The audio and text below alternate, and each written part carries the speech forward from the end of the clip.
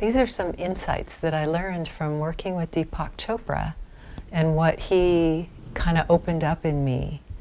Back in 93, 94, he came to California and joined Sharp Healthcare to try to show how Ayurveda, a 5,000-year-old science of medicine from India, is valid in healing and healthcare. And so one of the things that I learned from him is that you don't have to be perfect as a leader, and to observe whether ego or higher self, he calls it true self now, I think, who's leading, who's showing up in a leadership position. This has been my journey. In fact, after working with him, I came out of the closet as a leader in 95 to 97, leading Women of Vision and Action in San Diego, and was totally not perfect, and am still so not perfect. But the ego is the only one that cares about whether it's perfect.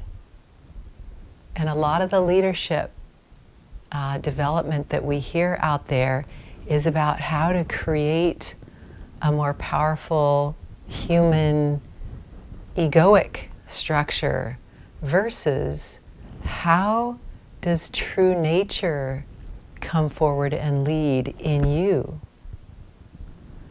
What is power is effortless when it comes from our true nature.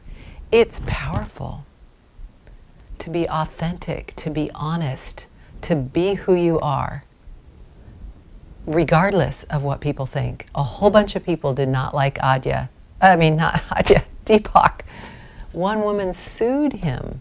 Adyashanti is my current teacher. That's where that came from, and Adya is short for Adyashanti. But one woman sued him.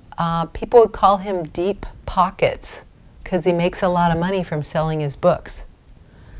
I didn't expect him to be perfect. I see him get triggered, so what? What it did is it gave me permission to be a leader. It gives you permission to be a leader and be messy and imperfect. And true nature doesn't care about perfection. True nature just moves. What is your message? What wants to move through you? What's important? What's the most important thing? And how do you cultivate that true nature? I do it by, first of all, accepting all my imperfection, just seeing it and going, yeah, there she goes again, doing what she does. And true nature just embraces all of that.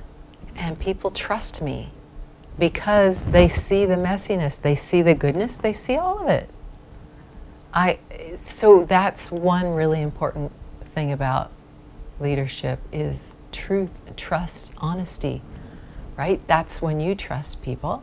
That's when you follow a leader, is when you trust them, right? And that doesn't happen by learning how to look powerful, learning how to speak with no ums and ands and extraneous words. No, it's when you're just being yourself and not afraid to say what you need to say. So if you are authentically on a path to bringing this true nature forward more and more, let's talk. That's what I do, mentor people on how to bring true nature forward. And in this case, regarding leadership.